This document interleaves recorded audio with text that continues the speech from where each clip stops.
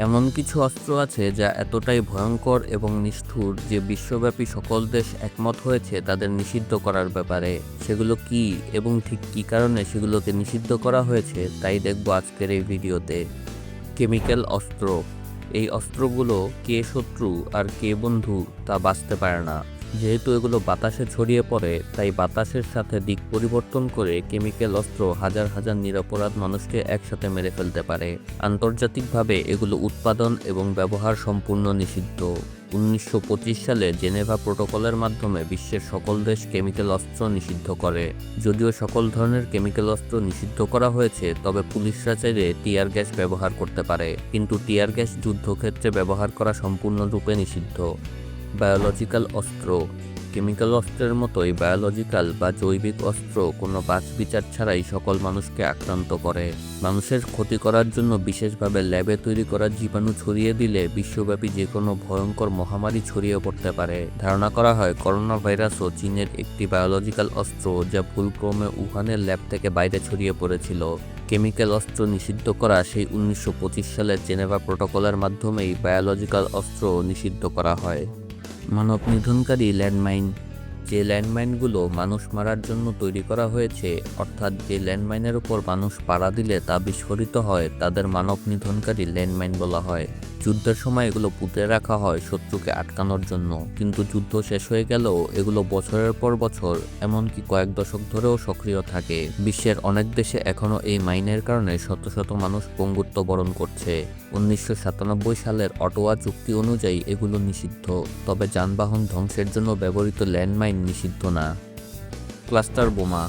Cluster বোমা একটি বিতর্কিত ও ভয়ানক অস্ত্র যা ছোড়ার পর ছোট ছোট ভাগে বিভক্ত হয়ে বিস্তীর্ণ এলাকা জুড়ে ছড়িয়ে পড়ে। এর উপবোমা বা প্লেটলেটগুলো তাৎক্ষণিক বিস্ফোরিত না হয়ে মাটিতে পড়ে থাকতে পারে এবং দীর্ঘ সময় পর বিস্ফোরিত হতে পারে। ফলে যুদ্ধ শেষ হওয়ার বহু বছর পরেও এই অবিস্ফোরিত উপবোমাগুলো নিরীহ বেসামরিক লোকজন, বিশেষত শিশুদের জন্য মারাত্মক হুমকি হিসাবে দেখা দেয়। এই অমানবিক প্রভাবের কারণে 2008 সালে স্বাক্ষরিত কনভেনশন অফ ক্লাস্টার মিউনিশনস অনুযায়ী আন্তর্জাতিকভাবে এদের নিষিদ্ধ করা হয়েছে, যদিও সকল দেশ এই চুক্তিতে স্বাক্ষর করেনি। অন্ধত্ব সৃষ্টিকারী লেজার অস্ত্র। অন্ধত্ব সৃষ্টিকারী লেজার অস্ত্র মানুষের দৃষ্টিশক্তি স্থায়ীভাবে নষ্ট করার উদ্দেশ্যে বিশেষভাবে তৈরি। এ ধরনের অস্ত্র শত্রুকে হত্যা না করে তাকে সারা জীবনের জন্য সম্পূর্ণ অসহায় ও নির্ভরশীল করে তোলে, যা যুদ্ধবিধির আন্তর্জাতিক মানদণ্ডে নিষিদ্ধ। 1995 সালের CCW কনভেনশন অনুযায়ী যে লেজার অস্ত্র স্থায়ী অন্ধত্ব সৃষ্টির জন্য ডিজাইন করা হয়েছে তা ব্যবহার নিষেধ। ডামডাম বুলেট।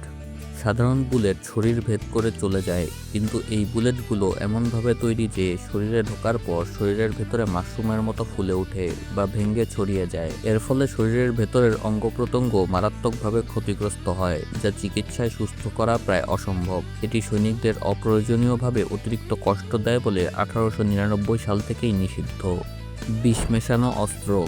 এই অস্ত্রগুলো শত্রুর নিষ্ঠুরভাবে ক্ষতি সাধন করে, যা যুদ্ধের পরিণতি নির্বিশেষে দীর্ঘমেয়াদী পরিবেশগত বিপর্যয় ও বেসামরিক জনগণের জন্য মারাত্মক হুমকি সৃষ্টি করে।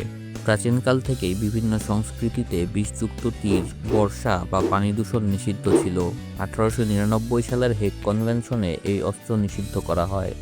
অগ্নিসংযোগকারী অস্ত্র। এগুলো মানুষের দেহ ভয়াবহ ও প্রাণঘাতীভাবে পুড়িয়ে ফেলে, যা অপ্রয়োজনীয় মানবিক দুর্ভোগ ডেকে আনে।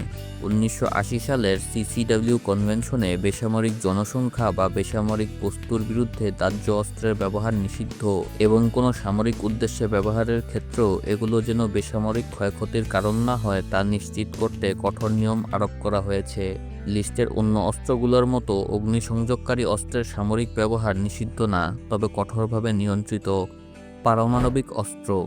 পারমাণবিক অস্ত্র কেন নিষিদ্ধ সেটা বলার কোনো প্রয়োজন মনে হয় নেই। 1963 সালে পারমাণবিক অস্ত্র পরীক্ষা নিষিদ্ধ করা হয় এবং 2017 সালে TPNW চুক্তির মাধ্যমে পারমাণবিক অস্ত্র নিষিদ্ধ করা হয়। যদিও পারমাণবিক শক্তিধর রাষ্ট্রগুলো এই চুক্তিতে সই করেনি এবং পারমাণবিক শক্তিধর রাষ্ট্র নয় এমনও কিছু দেশ এই চুক্তিতে সই করেনি। দর্শক, আজকের এই ভিডিও ছিল এই পর্যন্তই। আশা করি পরবর্তীতে দেখা হবে অন্য কোনো এক ভিডিওতে।